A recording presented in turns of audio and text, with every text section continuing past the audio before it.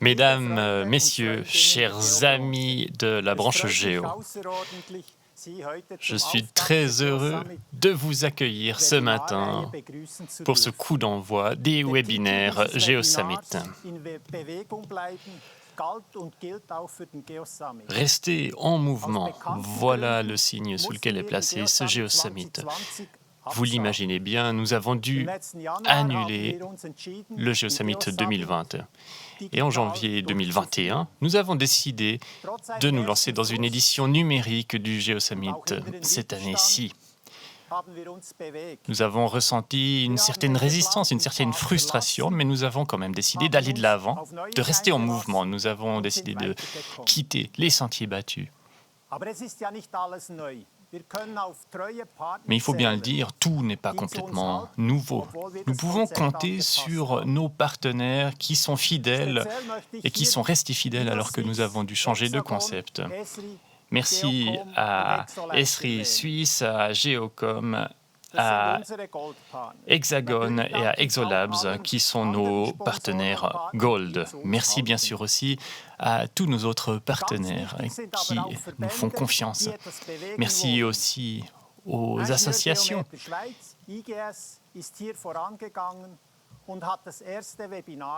IGS, ingénieur géomètre suisse, est de la partie pour mettre sur pied ce GeoSummit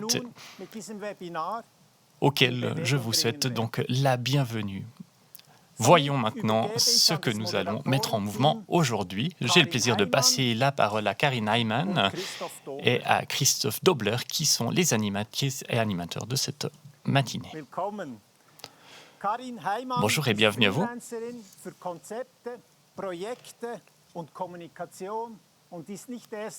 Karine ne s'est pas mise en mouvement ce matin. Elle est dans la branche depuis 7 ans déjà. Elle est freelance.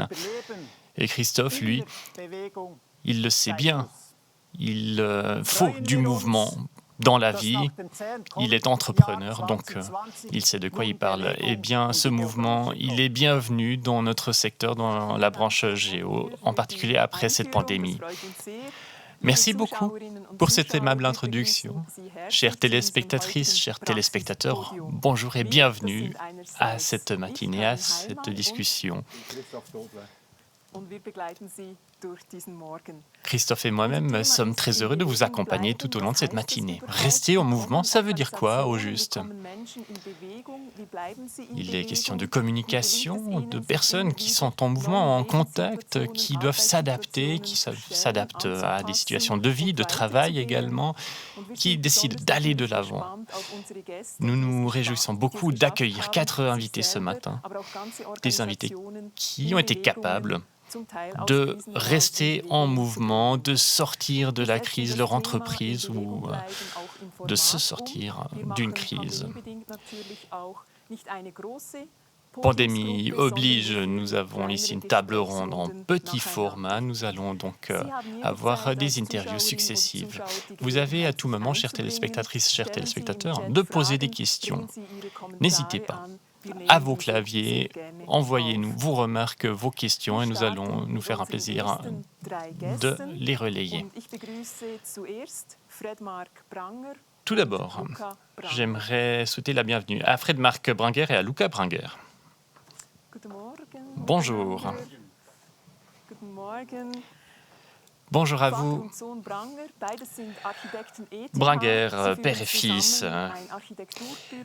Ces messieurs sont entrepreneurs familiaux, ils sont architectes.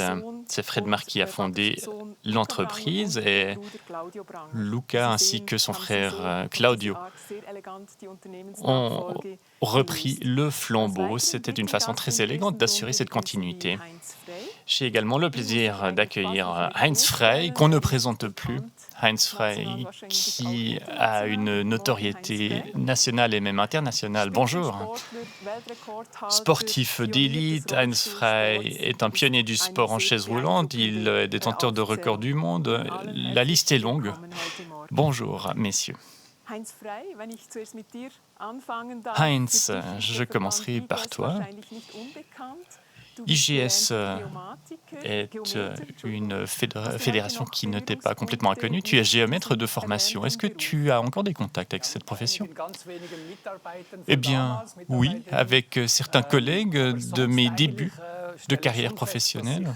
À l'époque, j'ai gardé certains de ces contacts, mais il faut bien le voir, ma situation s'est beaucoup modifiée.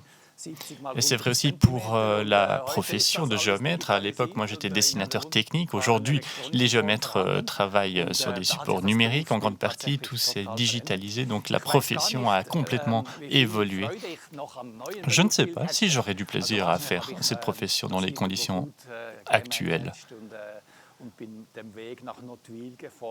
En tout cas, moi, j'ai fait mon bonhomme de chemin. Je suis allé à Nottwil pour faire avancer le sport de la relève. Nottwil, le mot est tombé. Tu as eu un accident qui a complètement bouleversé ta vie d'un jour à l'autre. Comment as-tu réussi à sortir de cet immobilisme qui s'est abattu sur toi? Bon, c'est une longue histoire, hein. Ça ne s'est pas passé du jour au lendemain pour ce qui est de la réadaptation. C'était un processus de longue haleine et moi, ce que j'ai senti, c'est que le mouvement, la mobilité a pris une toute autre importance pour moi. 2 tiers de mon corps se sont trouvés paralysés suite à cet accident. Quand on est hospitalisé, quand on est dans son lit, c'est pas que le corps qui est immobilisé, c'est aussi l'esprit. Le centre de paraplégie à l'époque était à Bâle et le médecin à l'époque qui me traitait, qui s'occupait de moi et d'autres jeunes qui étaient là, était venu un matin. Était venu dans notre chambre. Nous étions effectivement en piètre état pour ce qui est de notre situation, de notre état psychologique. Et ce qu'il nous a dit, face à notre manque de perspective, c'était ceci. Écoutez les gars, ce qu'il y a entre vos 2 oreilles, ça c'est pas paralysé, c'est pas touché par votre paraplégie. Souvenez-vous-en. Et c'est là qu'on a réalisé qu'il y avait vraiment un gros travail mental à faire. Il fallait guérir dans la tête, dans un premier temps. Et on m'avait dit un jour, écoute Heinz, il faut que tu arrives à prendre pied dans la vie active. Alors, prendre pied, pour moi, ça voulait dire toute autre chose, ça ne pouvait plus se faire comme ça. Mais j'ai quand même réussi à prendre conscience de cette importance du travail mental pour reprendre le contrôle sur ma vie. Prendre pied, effectivement, ça a une résonance toute particulière dans ton cas. Je crois que tu viens de dire quelque chose d'important. Tu as dit que tu as fait cette prise de conscience, tu as pris conscience de ta responsabilité sur toi-même, ta responsabilité de ton cas, de ta situation. Tu as trouvé des réponses entre tes oreilles. C'est là que ça s'est joué, hein. C'est une belle image, une belle métaphore. Donc, prendre pied, c'est possible. On peut tout à fait prendre ses responsabilités. Tu as réussi à le faire. Oui, c'est ça. J'ai senti qu'il fallait de la discipline, qu'il fallait que je me responsabilise. Je n'ai jamais cédé à la tentation de trouver des fautifs, de trouver des coupables. Je ne pouvais pas revenir en arrière, je ne pouvais pas oublier cet accident et faire comme s'il n'était pas arrivé. Je devais faire face à la réalité. J'ai donc dû me fixer de nouveaux objectifs, des objectifs réalistes. J'ai dû trouver des perspectives. Et tout cela a un rapport avec les valeurs qu'on doit redisposer. Il faut composer avec une toute autre réalité. Il faut faire en sorte que ce château-là, ce château de valeurs, ne s'effondre pas au moindre coup de vent. Alors, tu as retrouvé le mouvement, et si bien que tu as vraiment pu aller au plus haut niveau sportif dans l'élite mondiale. Qu'est-ce qui t'a amené à aller si loin, à aller non seulement vers le mouvement, mais vers ce mouvement de haut niveau? Bon, c'était si loin à l'époque, c'était quasi impossible à envisager. J'étais face à mon destin, c'était compliqué. Le sport handicap en était assez balbutiement, donc je ne pouvais pas vraiment me projeter dans cette pratique sportive. Je ne pouvais pas simplement me commander un bob ou une, une autre, un handcycle ou autre. Donc je n'avais pas de perspective en matière de sport d'élite. Ce qui primait à l'époque, c'était de m'en sortir dans cette situation, dans l'immédiat, sans savoir où ça allait me mener. Donc j'avançais pas à pas. Je voulais retrouver une certaine mobilité. J'ai bien senti que cette jambe que j'avais perdue, je devais la retrouver ailleurs, dans le haut du corps, dans le buste. Alors j'ai commencé à faire des exercices de force, des exercices physiques. Et de fil en aiguille, j'ai pris plaisir à cela. Mon fauteuil roulant à l'époque d'ailleurs, il pesait 2 fois plus que celui que j'ai aujourd'hui. Donc j'ai commencé à faire des sorties. J'ai eu des cloques aux mains. À force de faire ces sorties, j'ai remarqué aussi que à la descente, il fallait parfois s'arrêter parce que sinon cet anneau ici devenait trop chaud à force de freiner avec les mains. Donc c'était une sacrée expérience. J'ai dû développer de la force et j'ai senti tout à coup que je pouvais transpirer. Je redécouvrais la sudation et c'était un véritable plaisir. J'ai redécouvert en moi des vertus que je pouvais reconquérir. Et donc petit à petit, j'ai retrouvé le sourire. C'était des progrès vraiment assez modestes par rapport à ce que l'on peut faire aujourd'hui, par rapport à l'autonomie, à la qualité de vie. Mais à l'époque, c'était un autre contexte. Donc, je crois que ce qui m'a beaucoup apporté aussi, c'était d'avoir des contacts avec mes collègues du club de sport, de gymnastique, d'Oberbip, d'où je suis originaire. Donc parfois, il fallait que je me jette à l'eau froide. Je ne savais plus à quoi ressemblait le monde extérieur. Je ne savais pas exactement dans quelle mesure mes copains, mes collègues de l'époque allaient devoir me soutenir, mais j'avais leur soutien. Donc j'ai pu avancer à tâtons, aller chercher mes limites, aller plus loin, repousser ses limites. Et ces limites, parfois, tu as dû les sentir aussi. Depuis 1984, je crois, tu as participé à toutes les éditions des Jeux paralympiques. Comment est-ce que tu fais pour te motiver, pour rester en mouvement? Est-ce que c'est une question de plaisir? Alors du plaisir, j'en ai énormément. Mais il faut aussi une grande humilité. J'ai traversé des passes difficiles, des crises existentielles, et je repense tout humblement à mes 12 premières semaines après l'accident. J'avais une fracture de la colonne vertébrale, j'étais alité, je devais patienter avant de passer vraiment à la réadaptation à proprement parler, avant de retrouver un semblant d'autonomie. Donc cette humilité-là, elle m'a profondément marqué. Elle ressort, elle refait surface de temps en temps et je me rends compte qu'aujourd'hui, chaque jour est bien meilleur que toutes ces journées que j'ai passées à alité.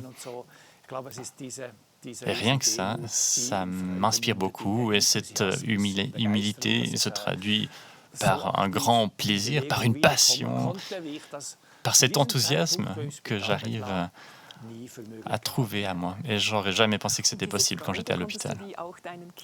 Cet enthousiasme, tu as su le transmettre aussi à tes enfants? Cet enthousiasme pour le sport? C'est surtout une question de passion, je crois. La passion, j'ai su la transmettre. J'ai pas forcément tenu à ce qu'ils fassent carrière dans le sport. Je ne voulais surtout pas faire pression. Et d'ailleurs, je n'ai pas la formule magique, la formule toute faite, ni pour mes enfants, ni pour les personnes qui passent par notre ville, par le centre des paraplégiques. Il y a beaucoup de patients qui sont préparés à une vie en chaise roulante. Par contre, ce que je peux faire, c'est leur montrer mon exemple. Ça peut être inspirant et ça peut inspirer des personnes à s'investir dans d'autres passions, dans d'autres talents, pas forcément le sport. Et je crois qu'il y a énormément de perspectives que l'on peut découvrir. On peut tout à fait avoir une vie professionnelle, une vie familiale particulièrement active, que ce soit en sport, en musique, en politique. Si on a la volonté, on peut aller loin. Changeons de sujet, passons dans une autre famille. La passion qui a été transmise à la jeune génération, c'est ce qui s'est passé dans votre famille. Messieurs, vous avez fait des études d'architecture à la haute école, à l'EPFZ, à Zurich. Luca Brager, cette question de mouvement, comment ça s'est présenté dans votre cas? Eh bien, il y a différents points de vue, différents enseignements, je crois, qui se superposent. L'apprentissage du métier est très moderne aujourd'hui, on est dans le tout numérique, et pourtant, on essaye aussi de garder un contact avec la génération d'avant, avec mon père, avec son immense savoir. Reste que je dois trouver ma propre voie. Donc je dois, d'un côté, prendre l'expérience de mon père et d'un autre, trouver ma voie. Est-ce qu'il peut y avoir des conflits aussi? Eh bien oui, et c'est normal. C'est toujours difficile de bien séparer la vie privée familiale de la vie professionnelle. On est toujours en famille, même quand on est au bureau, hein. Il y a des conflits, on n'est pas toujours d'accord. Et ce qui compte, c'est qu'il faut accepter que l'autre ait un autre point de vue, de trouver un consensus. Je crois qu'on est là sur la bonne voie, on n'est pas têtu, on essaye à trois de trouver la meilleure solution. C'est intéressant parce que les conflits sont en fait une forme de mouvement. S'il n'y avait pas de conflits, on serait dans l'immobilisme. Donc il faut du mouvement. Il en faut aussi dans des systèmes, dans des structures sociales, dans des familles. C'est ce qui peut déclencher quelque chose. Imaginez que vous n'ayez jamais de dispute, jamais d'échanges conflictuels. Ce système s'effondrerait, non? Oui, tout à fait. Je peux donner un bon exemple. Quand on aborde un projet, Fredmark ou Claudio ont un regard externe et ils essaient d'avoir ce point de vue très critique qui engendre une discussion, qui engendre une réflexion.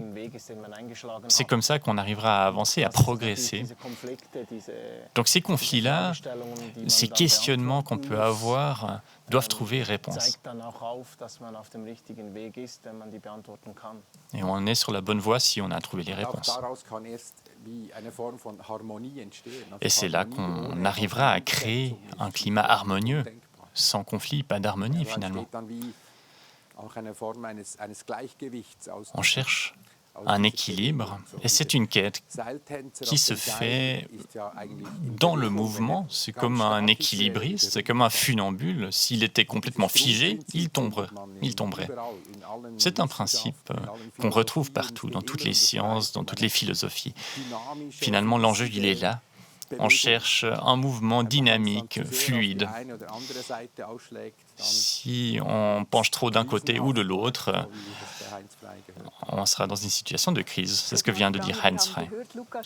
Fredmark Branger, Luca et son frère ont beaucoup de respect pour cet immense savoir, pour cette expertise que tu as accumulée au fil de ta carrière d'architecte. L'architecture est un secteur qui est bien sûr mis au défi par la numérisation. Comment ça s'est passé dans ta carrière, dans ta longue carrière? Je pense que c'est là un des sujets vraiment essentiels et principaux que tu viens de soulever. La numérisation nous a montré des perspectives, nous a montré des nouvelles possibilités, mais il faut rester en mouvement et il faut que ce mouvement soit vraiment un mouvement actif. Autrefois, on discutait avec les maîtres d'ouvrage, on échangeait des idées. Et bien souvent, une proposition était acceptée.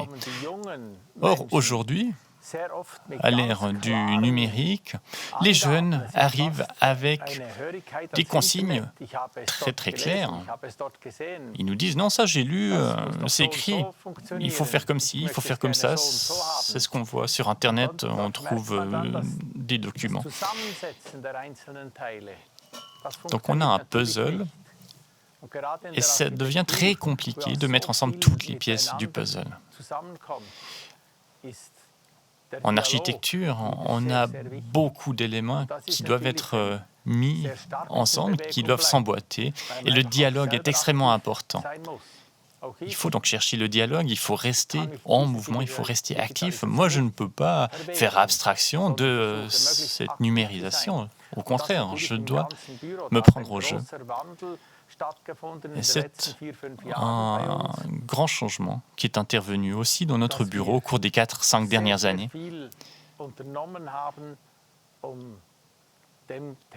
Nous avons entrepris énormément de choses pour être à la hauteur.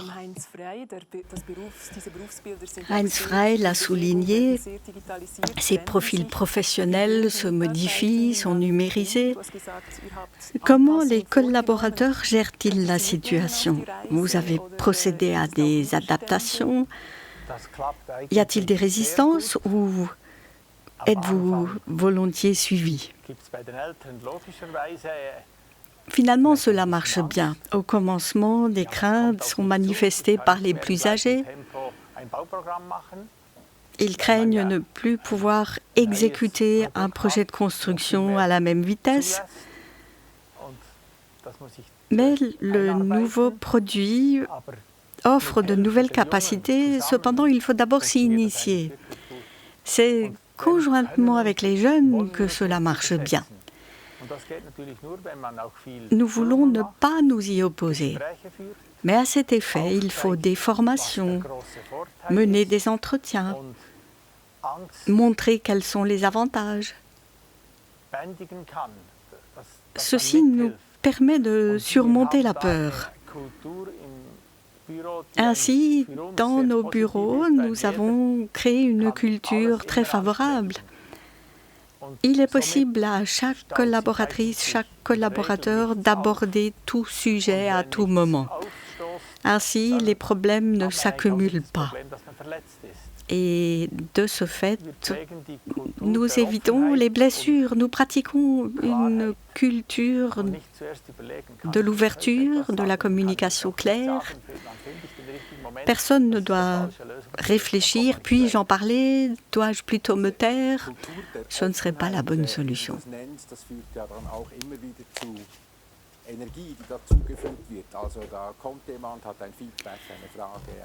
La culture de l'ouverture vous maintient en mouvement. Car il se peut même que tout soit remis en cause dans la mesure où vous pratiquez cette ouverture. Y a-t-il parfois trop de mouvements, trop d'ouverture, trop de dossiers sont-ils remis en cause? Non. Non, puisque nous sommes d'accord. Dans la mesure où j'ignore un élément, je peux poser des questions et quelqu'un me répondra. En fait, nous formons une communauté soudée. Nous nous aidons les uns les autres. Nous ne pointons pas du doigt les personnes qui ignorent les réponses. En fait, il n'y a jamais de mauvaises questions. Les mauvaises questions, ce sont celles que l'on ne pose pas. Donc, nous avançons à partir du moment où toutes les questions trouvent une réponse. Bien entendu, vous pouvez heurter quelqu'un, il y a parfois des retours. Lorsque d'autres préfèrent d'autres solutions. Mais pour finir, sur ces entrefaites, nous cherchons à savoir si les solutions que certains préconisent correspondent à la bonne voie? Faut-il modifier notre chemin? Et cette curiosité, ces questionnements, c'est profondément humain, n'est-ce pas? Cette envie de poser des questions, de manifester sa curiosité, c'est une caractéristique des enfants. Exactement. Et le monde de l'architecture traverse de profonds changements. Il suffit de considérer les événements des 100 ou même des 50 dernières années par rapport à d'autres disciplines, par rapport à d'autres domaines. En architecture, la situation a énormément changé. Les événements se bousculent à tel point que 5 ans plus tard, nous disposerons de nouvelles technologies, de nouveaux matériaux.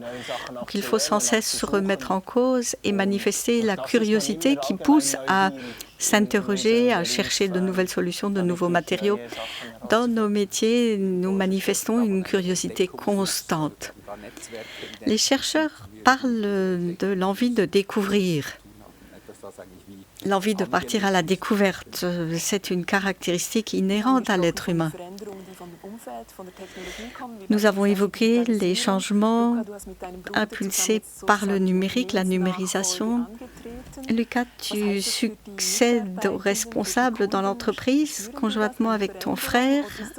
Qu'en est-il des collaborateurs et des clients? Constate-t-il des changements? En fait, ce n'est pas tambour battant que nous avons repris les rênes en main, c'est plutôt un processus continu. 35 ans d'expérience, vous ne pouvez les supplanter du jour au lendemain. En fait, ce sont d'énormes bagages que possède la génération précédente. Et ces bagages, nous pouvons nous les approprier progressivement. Ainsi, l'évolution est continue mais lente. Et mon frère et moi-même, nous savons que nous avons toujours derrière nous la génération précédente riche en expérience. Nous ne sommes pas seuls du jour au lendemain.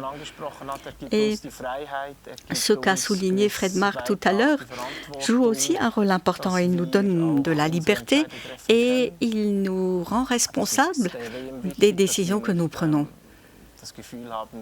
Donc, nous n'avons pas l'impression de travailler dans une hiérarchie, mais côte à côte. Là, le chemin emprunté, c'est que nous communiquons progressivement cette passation des pouvoirs et nous montrons aux collaborateurs et aux clients qu'une jeune génération est dans les starting blocks et qu'elle apporte beaucoup d'idées innovantes si l'on tient compte de 3D et de la numérisation et des nouvelles technologies qui font leur entrée dans l'architecture. J'ai l'impression qu'un architecte doit, à ses capitales, avancer en solitaire et travailler en équipe. Et c'est exact. C'est juste, puisque nos réalisations, nos projets sont toujours imprégnés par les idées personnelles. Mais à 4 yeux, nous voyons plus que seuls.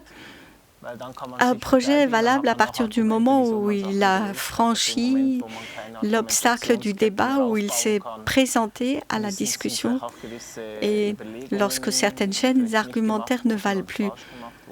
Car il y a toujours le risque d'oublier certains raisonnements et de faire l'impasse sur certaines réflexions. L'expérience montre que le travail d'équipe nous apporte davantage, à chacun et à l'équipe, car cela nous permet d'apprendre. Chacun de nous est bon ou même excellent dans un domaine, mais n'est pas parfait.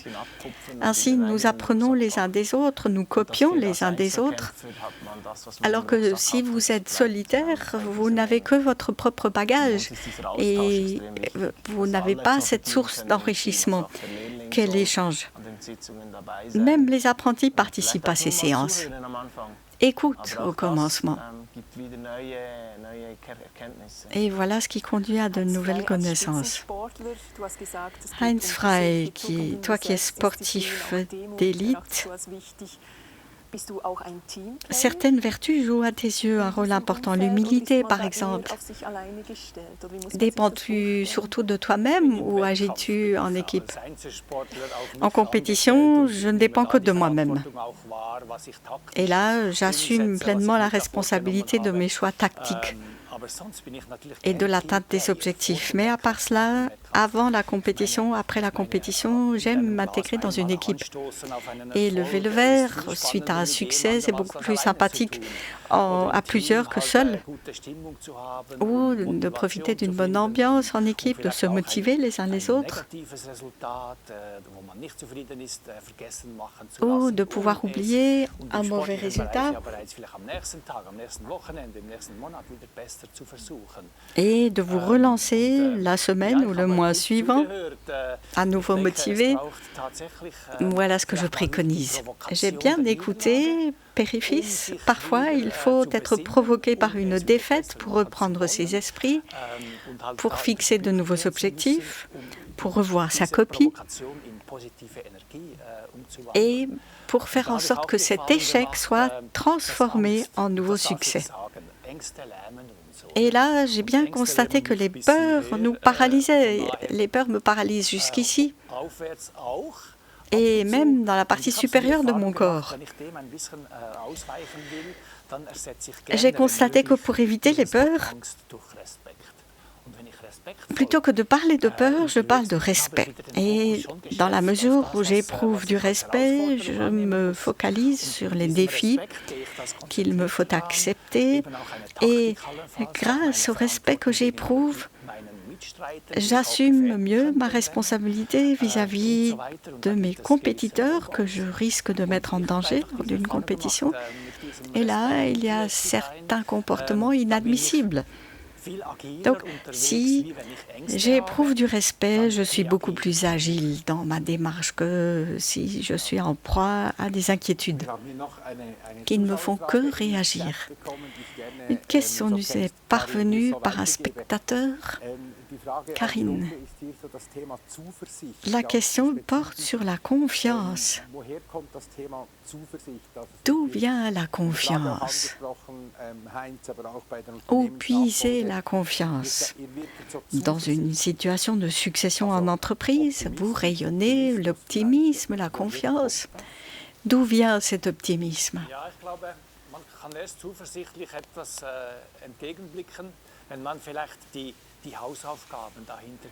La confiance repose sur le fait de savoir que vous avez fait vos devoirs. J'ai traversé des moments où j'étais fort attristée, où je sombrais dans la dépression, où je m'exposais à un risque de dépression. Tout d'abord, il faut réfléchir. Il faut être clair avec soi-même. Et là, il faut vraiment commencer par soi. Et ce n'est que lorsque je suis cohérent vis-à-vis de moi-même et satisfait de ma situation que je peux me fixer des objectifs et commencer à poursuivre ces objectifs. Commençons par des exemples très pratiques. J'étais jeune homme et amoureux, mais je me disais que je n'avais aucune chance d'être heureux dans cette relation ou que cette relation aboutisse. Parce que je n'avais aucune assurance de moi.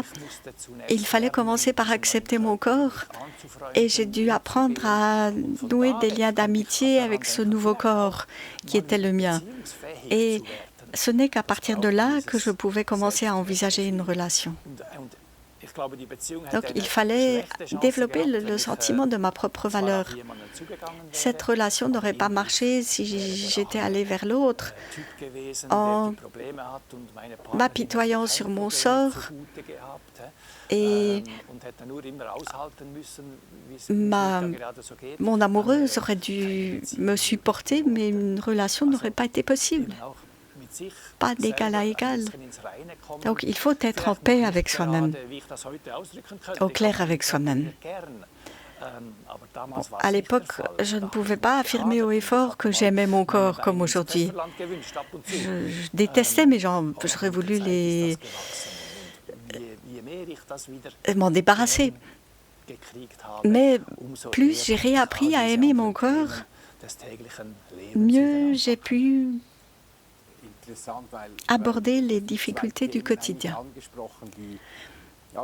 C'est très important et intéressant. Tu as abordé des sujets qui étaient qui ont été depuis confirmés par la recherche. L'estime de soi, le sentiment de notre propre valeur, ce sont des besoins fondamentaux. Et le deuxième élément, c'est qu'il est important de se concentrer sur le talent, sur les atouts, les aptitudes, les ressources. Et c'est sur cette base que nous pouvons bâtir la confiance. Dès lors que je sais quelles sont mes aptitudes et que je sais que j'excelle dans tel et tel domaine, il est important de faire la part des choses. Il y a des aptitudes que je n'ai pas et des talents que je maîtrise bien. Donc là, il y a par exemple les facultés des jeunes générations qui maîtrisent le numérique. Et vous en avez parlé, Père et Fils Pranger. Il y a toujours des inaptitudes. Il y aura toujours des milliers de domaines que nous ne maîtriserons pas. Ainsi, se focaliser sur nos aptitudes, sur les domaines où nous avons la maîtrise, c'est important. Si je devais corriger des faiblesses à contre-cœur, sans jamais y parvenir, autant recourir à de l'aide, m'adresser à un architecte qui me conseille, qui me construit une belle maison. Et à ce moment-là, lorsque je confie certaines tâches à autrui, j'ai plus de temps pour me consacrer à mes forces. C'est précisément l'enjeu lorsque nous travaillons en équipe. Il y aura toujours quelqu'un dans l'équipe qui fera mieux que vous. Et à ce moment-là, il faut distribuer le travail et confier les tâches à ceux qui sont le mieux à même de les assumer. Voilà ce qui est déterminant dans une équipe. Ce n'est pas l'un qui est meilleur que l'autre, mais nous n'avons pas les mêmes atouts. Si chacun s'épanouit là où il possède des atouts et que les autres sont d'accord, parce qu'ils sont heureux de s'appuyer les uns sur les autres, à partir de là, vous avez composé une équipe qui aime travailler et où il n'y a pas de jaloux, d'envieux ou de litige. Tenir compte des forces et des atouts des uns et des autres, cela permet de dégager un énorme potentiel.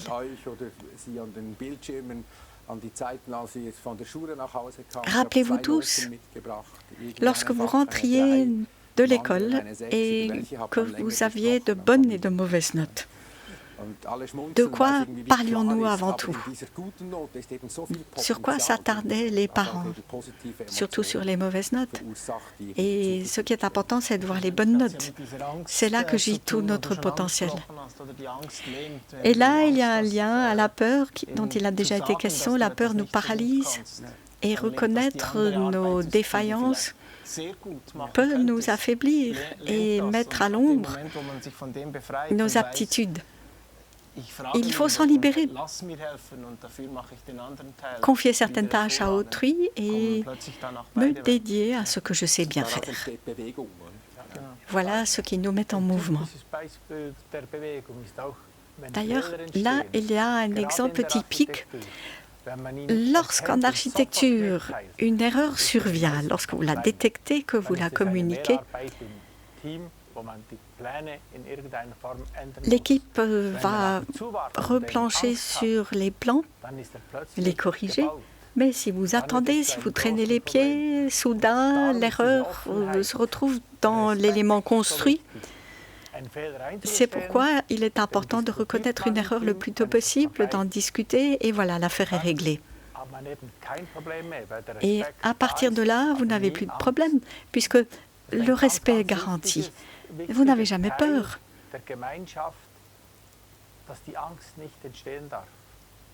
Une peur ne doit jamais naître. C'est important dans une collectivité, dans un collectif. C'est exact. Nous voyons qu'il y a beaucoup de parallèles entre les sportifs d'élite et les entreprises. Il y a beaucoup de valeurs qui sont ici transmises. Pour des raisons de temps, nous allons poursuivre dans notre programme, mais je vous souhaite énormément de plaisir à continuer d'exécuter vos tâches et de mettre au point des projets communs. Merci à vous tous.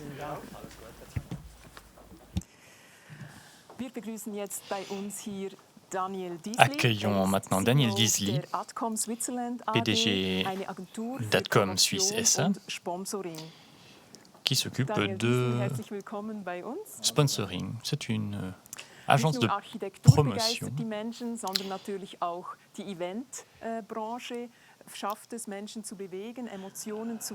L'architecture peut susciter de l'enthousiasme, mais c'est vrai aussi pour l'événementiel. Nous l'avons entendu il y a quelques instants, Heinz Frey a réussi à se débarrasser de l'immobilité qui s'était emparée de son corps. Daniel Diesli a fait une expérience similaire pendant la pandémie. L'événementiel était complètement à l'arrêt,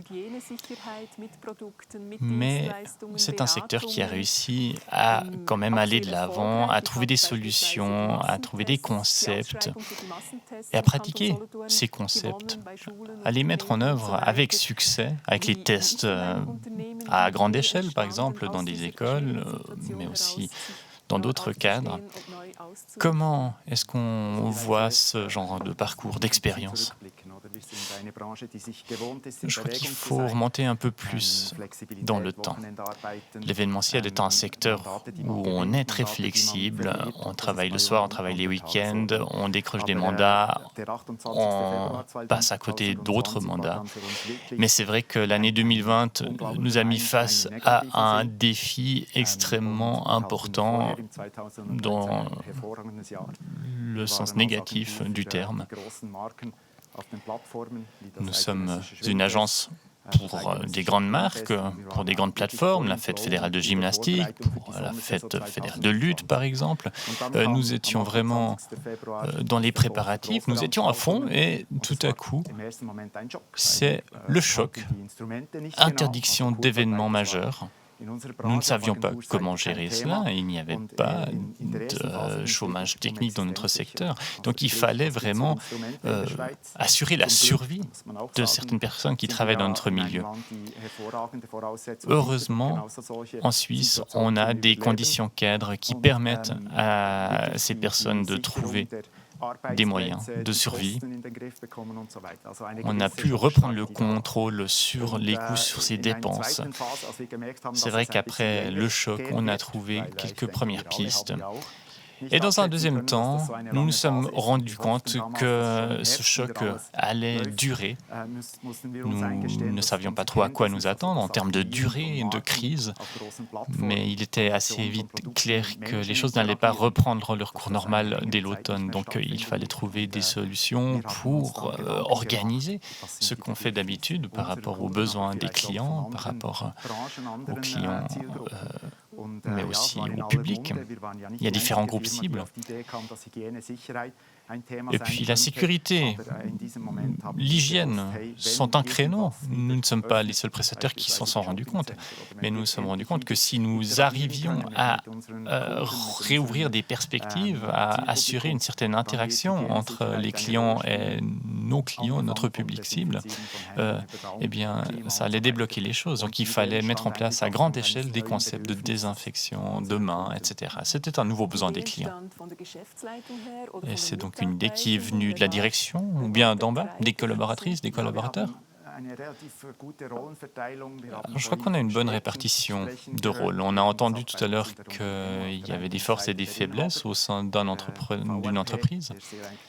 Eh bien, il faut dire que le propriétaire de notre entreprise est quelqu'un de très visionnaire. Moi, je suis plutôt le manager qui fait en sorte que ça fonctionne, que ça tourne. Eh bien, à 3 semaines à peu près de cette annonce choc, nous avions mis en place des mesures RHT et autres. Et puis, j'ai reçu un coup de fil, c'est mon chef qui m'a dit, le propriétaire qui m'a dit « Bon, bah, c'est bien tout ça, mais comment on continue maintenant ?» Moi, je n'étais pas encore du tout à cette page-là. J'étais dans la communication directe à l'interne, je n'avais aucune idée de trouver des perspectives à plus long terme. Je n'étais pas du tout assez créatif, donc nous sommes décidés à mettre en place une équipe qui se dédie au développement à plus long terme des affaires. Moi, j'étais plutôt dans l'équipe qui planchait sur la baisse des coûts de notre core business. Et voilà, une équipe a sondé le marché, a essayé de trouver des nouvelles perspectives sur le marché. Et l'hygiène était justement un de ces créneaux-là qui commençait à émerger. Donc c'est une combinaison, c'est un jeu d'équipe. On a des personnes qui savent très bien gérer des situations inattendues et il y a des personnes qui savent faire en sorte que ça fonctionne. Le mot d'ordre, c'est peut-être l'agilité. C'est un mot qui est dans l'air du temps. Est-ce que, Daniel, tu dirais que Adcom a cette agilité dans son ADN? Bon, c'est vrai que l'agilité, c'était un sujet déjà avant la pandémie. Nous avons chez nous des cadres, des managers qui s'occupent des clients, qui mettent sur pied des projets ou pas. Et c'est vrai qu'on a déjà une certaine agilité. Pour la promotion d'événements, il faut être agile. Donc ça fait partie de notre ADN, oui. Mais nous avons aussi des domaines dans l'entreprise qui sont très structurés, qui ont une hiérarchie verticale, parce que quand il faut monter un stand, il faut qu'il y ait un timing exact, il faut que le matériel soit sur site le jour J. Et, par exemple, à la Fête fédérale de lutte, on n'a pas de marge là-dedans. Donc il faut vraiment bien diriger les choses. Ensuite, il y a la question de l'âge des collaboratrices, collaborateurs. On a beaucoup de jeunes dans notre circuit. Et c'est peut-être grâce à ça qu'on est plus agile ou plus facilement agile. Il y a d'autres structures, d'autres domaines, d'autres secteurs où on a d'autres générations qui sont peut-être plus réfractaires. Tu parles de cette agilité qui est synonyme de mouvement, qui est synonyme de gestion de l'inattendu. Et il y a des choses qui se passent du jour au lendemain. Alors, entre un soir et le lendemain matin, comment ça se passe? Ça se passe dans la tête? Oui, c'est une question d'attitude, c'est une question d'exemple à suivre. Il faut que les cadres chez nous montrent l'exemple. Et ce qu'on voit aussi, c'est que tout ce qu'on fait se décide ailleurs. On est là pour les clients. Ce qui compte, c'est les besoins des clients. Et les clients ont des besoins qui sont en constante évolution. Je pense à la numérisation, je pense à beaucoup de choses qui, il y a 10 ans, étaient complètement marginales. Aujourd'hui, le numérique, c'est l'essence même des projets. Donc on a beaucoup d'échanges avec la clientèle. Il y a beaucoup de personnes qui travaillent chez vous, qui ont déjà cette attitude, qui ont cet ADN au niveau individuel déjà. Oui, tout à fait. Je pense que c'est aussi une question de génération. On a beaucoup de jeunes qui sont chez nous, qui font des formations continues aussi. Les formes organisationnelles sont un sujet d'actualité. Quand on me parle de hiérarchie, quand j'ai parlé de verticalité, parfois on me propose d'essayer une autre formule. Et c'est bien, c'est comme ça qu'on reste en mouvement. Mais c'est vrai que parfois il y a besoin de coaching aussi, je le sens. Il faut un suivi aussi chez les jeunes et on a un fondement et il faut bâtir là-dessus. Heinz Frey, tu travailles à Notteville, tu as affaire à des personnes qui ont connu des coups du sort. On vient de parler de coaching. Eh bien, ces personnes-là qui passent à Notteville, elles viennent d'horizons les plus divers, qui ne sont pas forcément des écosystèmes où l'agilité est une priorité. Comment ça se passe? Eh bien, c'est intéressant d'écouter ce que vient de dire Daniel Deasley. en parlant du secteur de l'événementiel, de faire un parallèle avec le sport. Mais pour revenir à la question, c'est vrai qu'on a affaire à notre ville à des patients qui sont catapultés, parachutés dans une toute nouvelle situation. Il y a des personnes qui sont prêtes plus vite que d'autres à se lancer dans une nouvelle aventure. Mais c'est une nouvelle aventure, c'est une expérience inédite. Il y a beaucoup d'obstacles encore à surmonter. Donc il faut aussi un peu de chance pour y parvenir. Mais je crois aussi que la chance sourit à celles et ceux qui ont le courage d'essayer. Ça, c'est quelque chose qu'on peut avoir de naissance. On peut avoir une attitude plutôt positive face à des coups du sort. Il y a peut-être des personnes qui s'en sortent moins bien que d'autres. Moi-même, je crois que j'ai cet esprit assez positif. Je suis assez du genre à voir ce bon côté des choses dans la vie. Je vois aussi ce que j'ai déjà. Je ne vois pas forcément seulement ce que je serais incapable d'atteindre un jour. Il y a des choses que je n'aurai jamais. Et ça pourrait me peser si je ne voyais que ça. Mais il faut bien le voir, il y a des choses qui peuvent me déranger moi-même, mais qui ne dérangeront personne d'autre. Donc si on prend ses responsabilités et qu'on s'assure qu'au niveau des individuels, on ne dégage pas ces ondes négatives, qu'on ne transmet pas plus loin ce sentiment négatif, on peut avoir un environnement positif. Mais il faut aussi du courage pour lancer cette dynamique. Il faut parfois oser, essayer, se lancer sans savoir où ça peut mener. Si je peux juste réagir. Heinz, tu viens de dire que cette attitude positive, tu l'avais pour ta part de naissance. C'est un peu une prédisposition génétique. Il y a des choses qu'on a dans son ADN et il y a des choses qu'on apprend au cours de la vie. Oui, c'est ça. La résilience, c'est quelque chose qu'on peut apprendre. Être résilient face à une crise ou dans le sport, ça, c'est quelque chose, je pense, qu'on peut apprendre. Oui, c'est quelque chose qui a trait à des sensations positives, à des valeurs comme la gratitude, la reconnaissance, l'humilité, tu l'avais dit tout à l'heure. On n'est pas prédisposé à être pessimiste une vie durant. Parfois, il faut peut-être un événement négatif pour prendre conscience de ce que l'on a reçu, de tout ce qu'on possède. Peut-être que ceux qui ont de la chance, que ceux qui sont heureux, sont passés par un creux. Oui, la chance, il faut la mériter. C'est vrai que ces concepts d'hygiène, ces tests à grande échelle, on ne les a pas lancés, ça n'a pas fonctionné d'un coup, du premier coup. Nous avons un client dans le commerce qui nous a choisis comme partenaire. Donc il est venu vers nous. Il y a aussi des centres commerciaux qui avaient dû fermer leurs portes pendant longtemps, qui n'étaient donc pas clients pendant une période. Il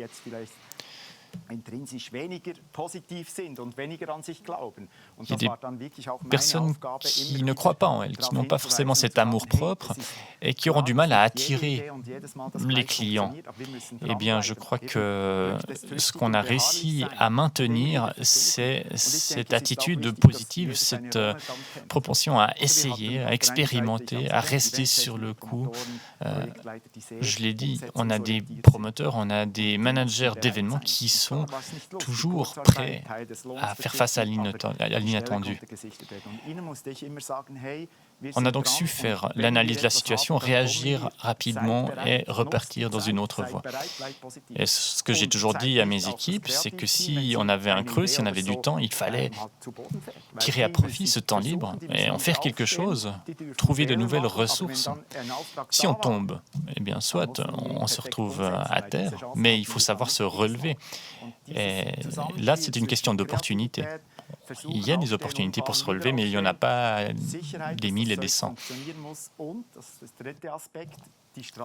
Et ce qu'il faut dire aussi, c'est qu'on doit réfléchir à une stratégie pour l'après-Covid. On a toujours communiqué à ce sujet pour que les personnes sachent quel est leur rôle et quelles sont leurs forces.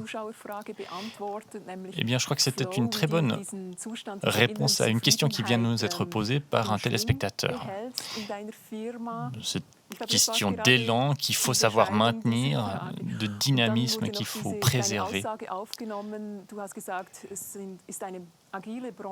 Une remarque qui nous parvient aussi par le biais du chat. C'est vrai que l'événementiel est un secteur où travaillent beaucoup de jeunes, donc ça peut être un atout face à une crise. Mais une question encore, est-ce que ce n'est pas une question de caractère? Est-ce que c'est vraiment une question de génération? Je pense qu'il y a aussi des personnes plus âgées qui peuvent avoir un esprit agile et novateur.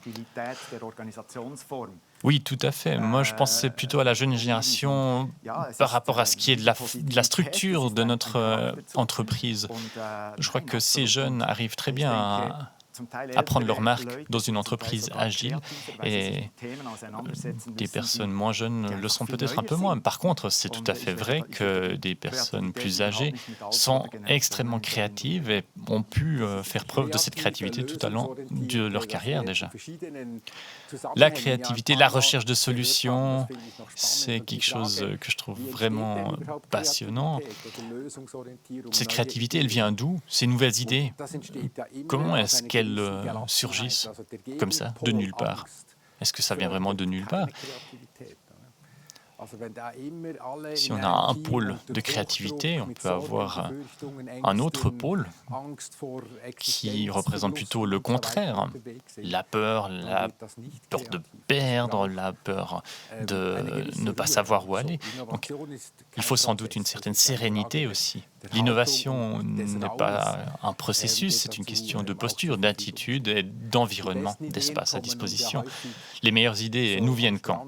Elles nous viennent à la plage, quand on a cette sérénité, cette détente. Bon, je ne suis pas tout à fait d'accord. L'innovation, disais-tu, n'est pas un processus. Je pense que ça peut être un processus. L'idée, quand est-ce qu'elle nous vient?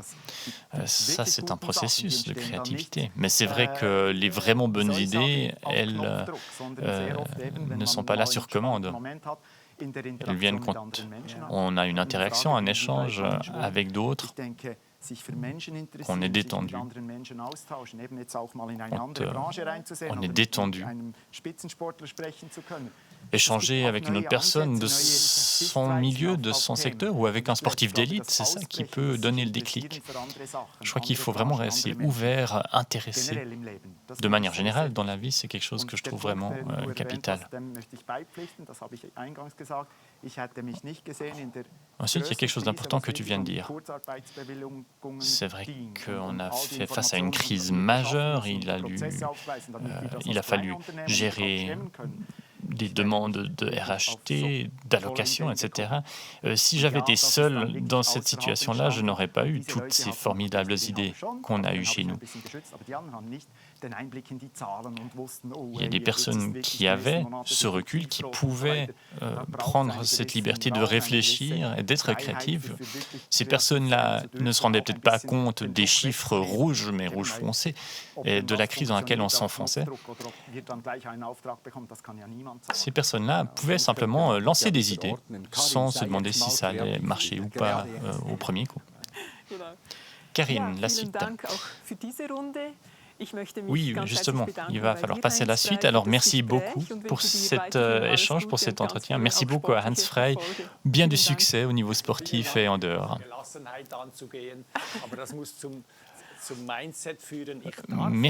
Merci d'avoir parlé de sérénité. Je crois que c'est important. On a le droit de faire, on n'est pas obligé de faire. C'est ça qui peut vraiment donner beaucoup de dynamisme. Merci, Heinz. On passe à une autre génération. Eh bien, nous, ici, dans le studio, nous restons les aînés de la salle, mais j'aimerais accueillir la jeune génération en la personne de Yannick Blettler. Yannick Blettler qui a fondé sa propre entreprise, Neoviso SA. une société qui conseille des entreprises comme la Poste et autres pour ce qui est de la collaboration avec les jeunes issus de la génération Z. Yannick Blettler, bienvenue. Yannick Blettler, Sie sind Generation Z-Experte. Yannick Blettler, tu es expert, vous êtes expert de la génération Z. Ça veut dire quoi? Ça porte sur quelle tranche d'âge? Bon, ça va de 1995 à 2010. Voilà en gros comment on définit la génération Z dans les écrits, dans la recherche. Mais au-delà de ça, on peut encore affiner un peu, nuancer, parce que quelqu'un qui a 14 ans aujourd'hui n'a pas tout à fait la même attitude que quelqu'un qui a 18 ans. Daniel Disley vient de parler de son agence d'événementiel qui a dû se réorienter. De ton côté, qu'est-ce qui t'a motivé à fonder ta propre entreprise? Eh bien, on vient d'en parler tout à l'heure avec un autre invité. Moi, j'étais toujours quelqu'un qui voulait passer à l'action, déjà à l'école, au collège, puis à l'université. J'ai fait mes études à Zurich. Et on a créé un collectif qui voulait justement s'attaquer à toutes ces questions que se posent les jeunes. Et c'est là que je me suis rendu compte qu'on a là un énorme potentiel. Les personnes que nous conseillions étaient prêtes à payer quelque chose. Donc je me suis dit, eh bien voilà, pourquoi pas, faisons payer nos interventions. On a décidé de lancer une entreprise, j'ai décidé de lancer une entreprise autour d'une bouteille de vin. On a discuté de ce projet. Aujourd'hui, c'est une société anonyme et j'adore mon boulot. Mais il y a eu un déclic, je me suis rendu compte qu'il y avait un besoin sur le marché et c'est ça qui est notre moteur.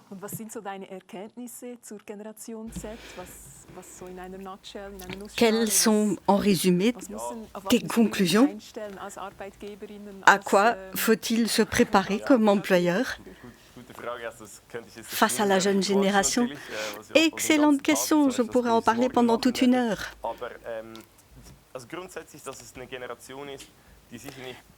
En fait, il s'agit d'une génération qui n'est pas complètement différente des valeurs des générations antérieures.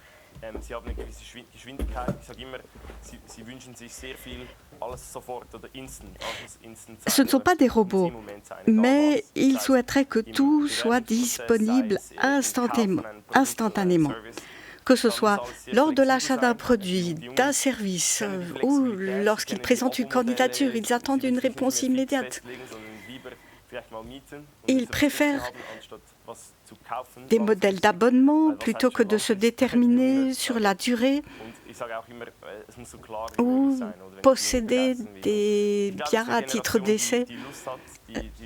C'est une génération qui a envie de nouveautés, qui a un esprit ouvert à la découverte. Si je compare à mes parents lorsqu'ils étaient jeunes, le travail était une valeur importante. Pendant de longues années, le marché du travail se portait bien, le marché de l'emploi était en plein essor. Il y a ceux qui croient que les jeunes générations vont trop bien et n'ont pas envie de travailler. Je crois que cela s'est toujours dit. Mais à l'heure actuelle, les jeunes ont la possibilité de choisir leur voie. Peut-être pas maintenant pendant la pandémie, mais après la pandémie, ce sera à nouveau possible. Je ne dirais pas que les jeunes sont tous novateurs, mais incorporer des jeunes dans l'équipe, cela apporte un nouveau regard, un nouvel angle de vue. Et les jeunes posent les bonnes questions, ce qui est très utile sur le marché de l'emploi et dans les entreprises. C'est même d'une importance vitale pour certaines entreprises. Daniel Disley, parmi des collaborateurs, tu comptes de nombreux jeunes. Sont-ils porteurs des valeurs que tu observes? La souplesse, l'ouverture, J'ai 3 fils entre 14 et 18 ans. Je serai prudent. Nous avons déjà eu l'occasion d'avoir un échange avant le début de l'émission. Il n'est pas toujours légitime de diviser la société en tranches. Il est vrai que les jeunes ont pris l'habitude d'accéder à n'importe quoi à tout moment. Je le vois chez mes garçons. Puis, il y a l'importance de poser des questions, de ne pas tout accepter d'office. Et je le vois chez moi, à la maison, dans mon entreprise. Mais maintenant, pendant la pandémie, cette génération a eu moins la possibilité de travailler. Donc là, je suis curieuse de voir comment ça va évoluer. Dans ma branche, même la génération précédente faisait preuve d'une grande agilité. S'il y avait un travail à faire le week-end, ils ont immédiatement décroché et il semblerait que la nouvelle génération ait tendance à mieux se protéger, ce qui est bien. Mais est-ce compatible avec notre branche, nos clients qui souhaiteraient accéder à nous à tout moment ?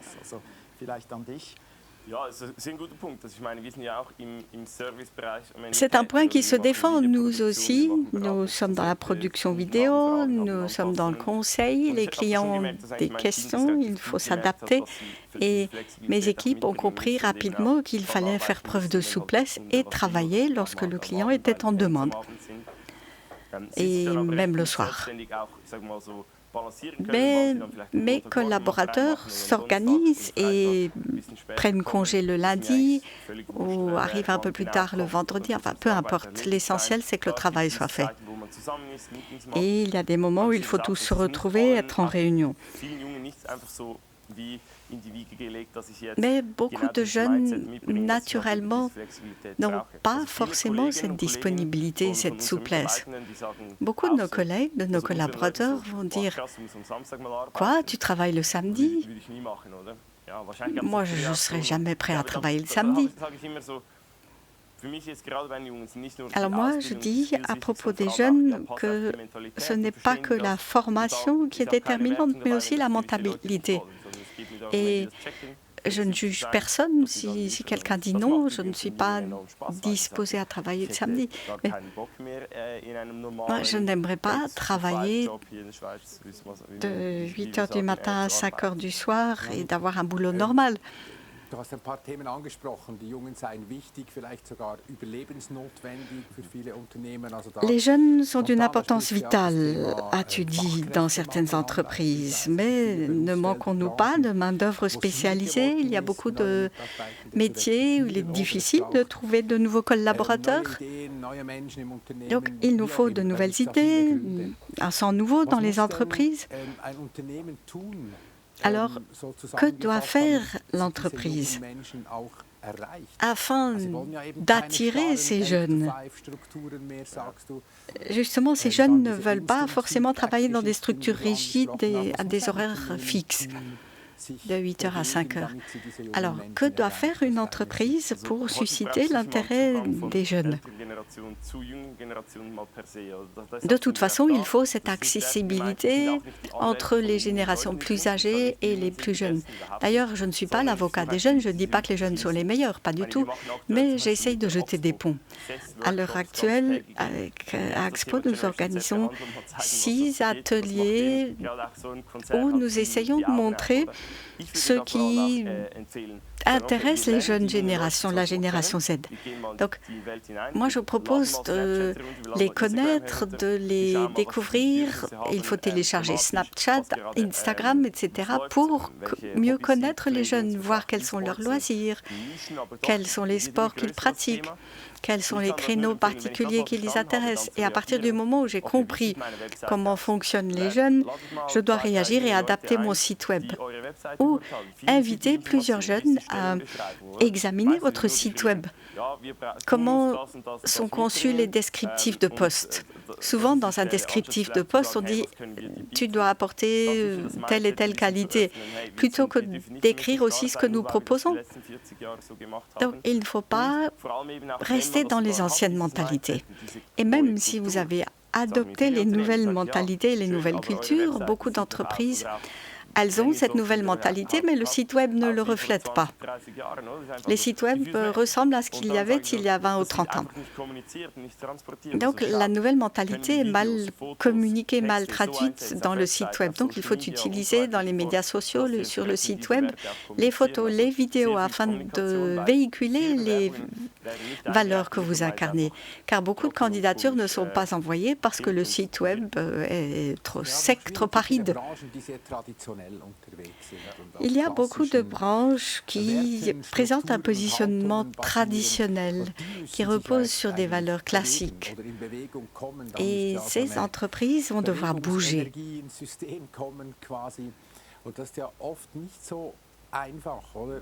Ce n'est pas toujours facile.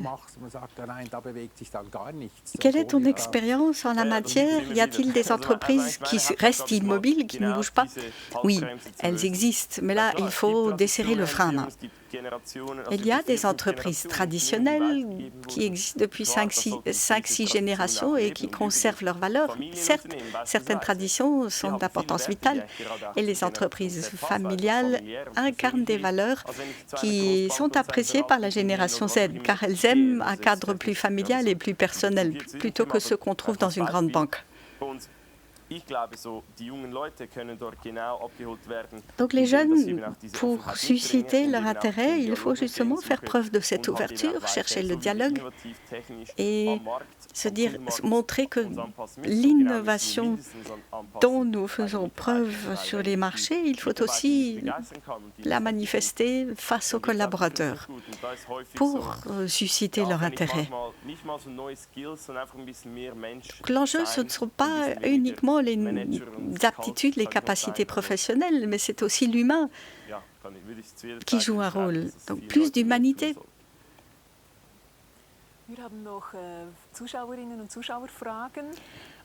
Des questions de spectatrices et de spectateurs nous sont parvenues. Elles s'adressent à vous deux. En tant qu'entrepreneurs, nous sommes appelés à gagner de l'argent par la stabilité et en même temps, il nous faut aller vers l'instabilité pour embrasser le renouveau. La jeune génération sait-elle gérer ces instabilités? Oui, cette question se pose non pas uniquement pour les jeunes générations. Nous parlons beaucoup des jeunes, mais je crois que nous, chefs d'entreprise, nous devons nous intéresser à ces réflexions. Et là, j'ai beaucoup d'exercices, beaucoup d'entraînements grâce à mes fils à la maison, qui n'hésitent pas à me faire des retours et à m'inviter à me regarder dans le miroir. Donc nous sommes tous concernés, tous interpellés en tant que société, pas uniquement la génération Z. Il y a plus d'insécurité, plus d'incertitude, mais il faut savoir saisir les nouvelles possibilités qui s'ouvrent, indépendamment de notre appartenance à une génération ou l'autre. Donc je ne réduirai pas la question à une question de génération. Je vous suis entièrement. Je suis tout à fait d'accord. Il faut replacer la question dans un contexte plus vaste. La stabilité existe elle-même? Jamais la vie n'est-elle stable? Le principe de la vie, c'est d'être en mouvement permanent. Et dès lors que le mouvement disparaît, nous plongeons dans la mort. Dans un sauna, le corps va se mettre à transpirer. Nos cellules vont se mettre en mouvement. Donc il y a une réaction. Il y a pour chaque électron un positron. Nous sommes toujours dans la polarité et dans le mouvement.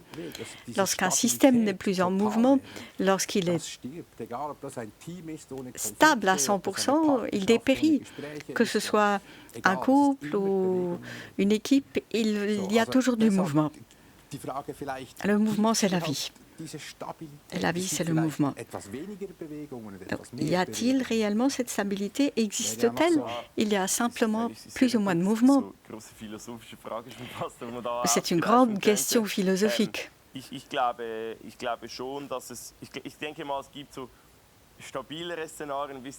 Je crois qu'il y a des scénarios avec plus de stabilité et d'autres avec moins de stabilité. En tant que responsable d'une entreprise, en tant que cadre dans le management, c'est moi qui dois apporter une certaine dose de stabilité. Il y a peut-être des difficultés familiales ou un stress au sein d'une équipe. Je le vois dans mes équipes. Ils sont tous jeunes et pour la première fois assument des responsabilités dans une entreprise et une présentation professionnelle est exigée. Ils sont détendus lorsque je suis là, même face à un problème. Sinon, ils ont l'impression, mon Dieu, le monde va s'effondrer, nous allons faire faillite, parce qu'ils n'ont pas su respecter un délai, par exemple, ou parce qu'ils ont un petit problème. Donc là, il est important que des responsables d'une équipe puissent apporter un certain équilibre. Ou si vous accompagnez un apprenti pendant sa première semaine dans l'entreprise, vous allez vous dire, oh, les jeunes sont instables, ils ne gèrent pas le stress, mais ils ont 15 ou 16 ans et sont pour la première fois dans une entreprise. Ils découvrent tout. Donc, la personne qui les encadre apporte une certaine stabilité, donne l'exemple et leur laisse le temps de grandir. À l'âge de 18, 20 ans, il y a d'autres sujets qui vous préoccupent. Vous ne pensez pas qu'au travail. Et si vous arrivez là à trouver un point d'équilibre, c'est bien. Et si le personnel d'encadrement leur donne une certaine stabilité et fait preuve de compréhension, donc là, je vois que c'est important pour les jeunes. Donc, nous sommes un facteur de stabilité. Et aux yeux des jeunes, c'est cool. Ils ne veulent pas non plus que tout soit stable et constant parce que pour eux, c'est pas cool. Moi, plutôt que de parler de stabilité, je parlerai de valeurs, que ce soit dans un club de sport, une famille, une entreprise. Il est important pour les jeunes de pouvoir s'axer sur certaines valeurs, que certaines valeurs les guident. Et cela signifie quoi? Qu'il puisse y avoir un échange, une écoute. Et les valeurs ici sont déterminantes. Des valeurs qui deviennent visibles, qui se révèlent. Les valeurs, ce sont d'abord des mots, lorsque nous avons une charte ou des principes directeurs qui nous guident. Et lorsque nous développons ces principes, l'enjeu, c'est souvent la communication, la confiance. Mais comment ces valeurs vont-elles être appelées à se manifester? Voilà qui est déterminant.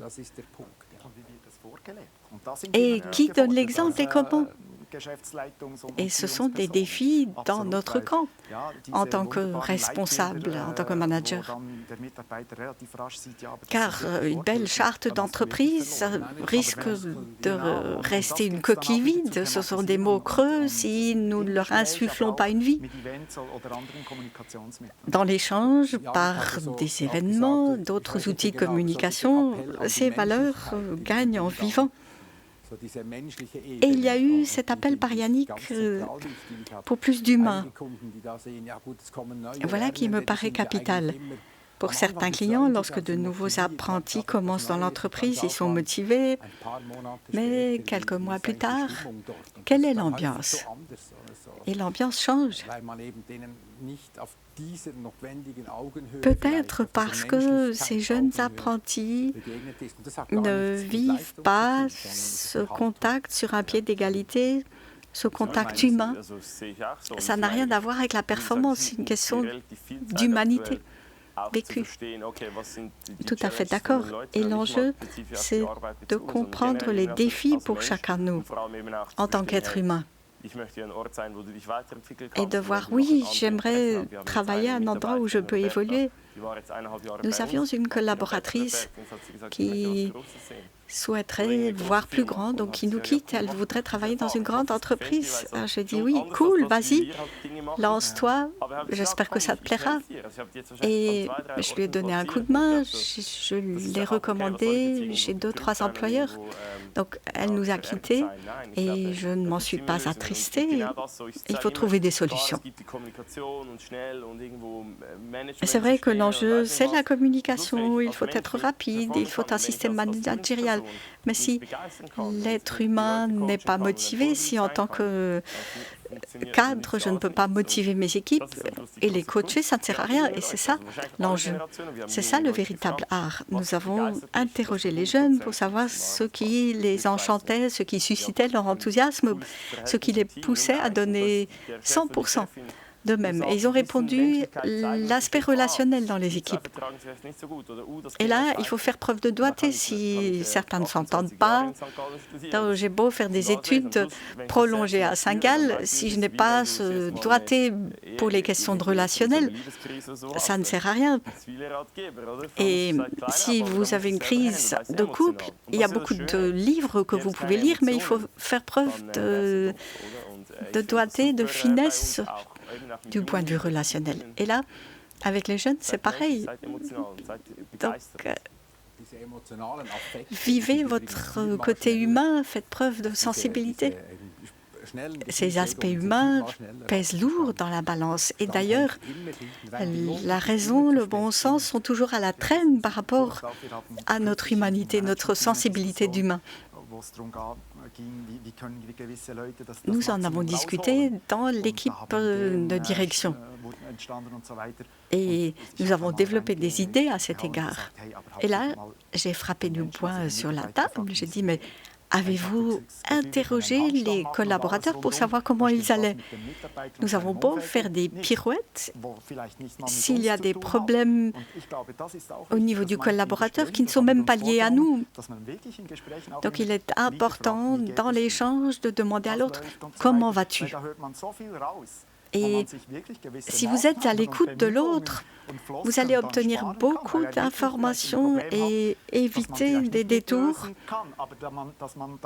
parce que le collaborateur a peut-être un problème que vous n'allez pas pouvoir résoudre, mais vous saurez, après l'avoir écouté, qu'il faut le laisser tranquille et ne pas l'inonder de nouvelles mesures. Donc l'être humain doit être placé au centre de notre considération. Ce que je dis souvent, en fermant la porte, au début d'une réunion, je dis bon, ça va tout le monde? Allez, on commence. Non, je prends 2-3 minutes de temps pour qu'on puisse vraiment poser cette question. Allez, comment ça va? Il y a des personnes qui sont un peu fermées peut-être, garderont plutôt les choses pour elles, mais il y a quand même des indices, il y a des signes. Et c'était un des grands enjeux pendant cette pandémie. On était tous à la maison, en télétravail. Et si à la maison les choses ne tournent pas rond, qu'il y a des tensions au sein de la famille, eh bien, il y aura une répercussion directe. Et j'étais surpris de voir que beaucoup de personnes qui sont cadres, qui sont dans des postes importants, n'avaient pas conscience de cet aspect-là. Notre matinée est placée sous le signe du mouvement. Et j'aime bien ce que je viens d'entendre sur cette question qui a l'air toute bête, comment ça va? Mais si on la pose bien, elle peut mettre en mouvement beaucoup de choses.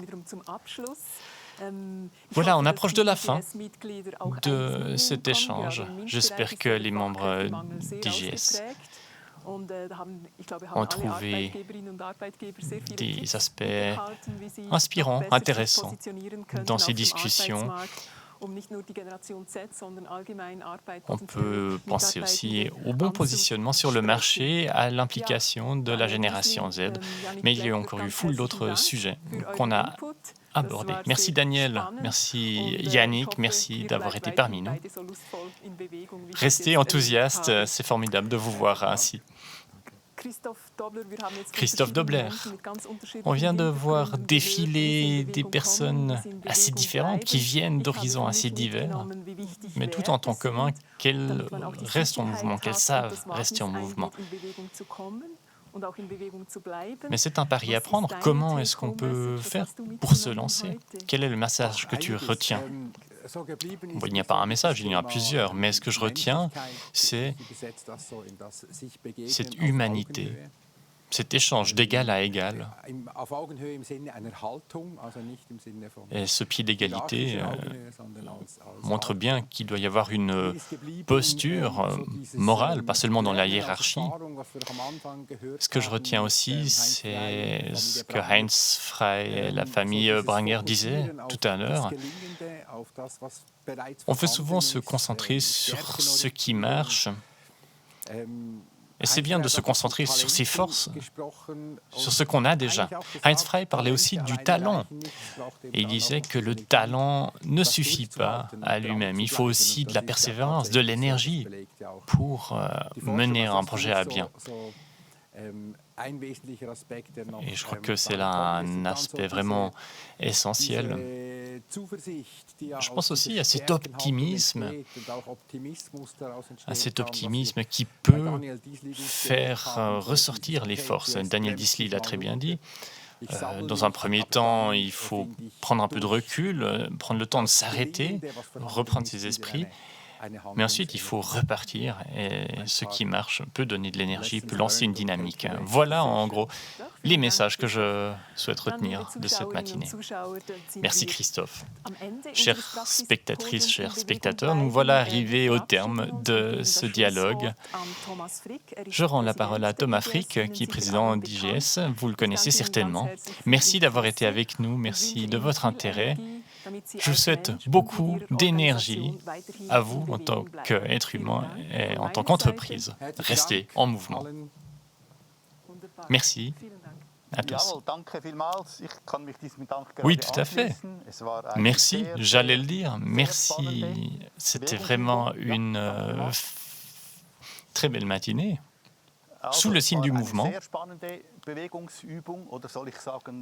un exercice physique, presque physique, en tout cas une consigne à rester en mouvement. Profitons-en pour diffuser à votre entourage les messages retenus de ce jour, de cette matinée. Il y a beaucoup de choses à partager. Restons en mouvement, continuons à nous développer. Une prochaine occasion vous est donnée de vous informer. Dans 30 minutes, le sujet sera le BIN, GeoBIN.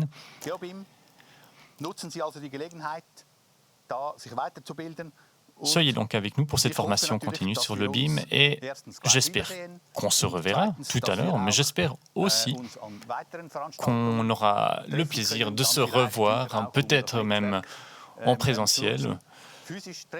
Ce serait formidable, ce serait quelque chose qui ferait du bien à nos réseaux. En tout cas, nous sommes en mouvement, je crois que nous sommes partis dans la bonne direction. Merci aux animatrices, animateurs et aux invités. Cette première session prend ainsi fin. À tout à l'heure.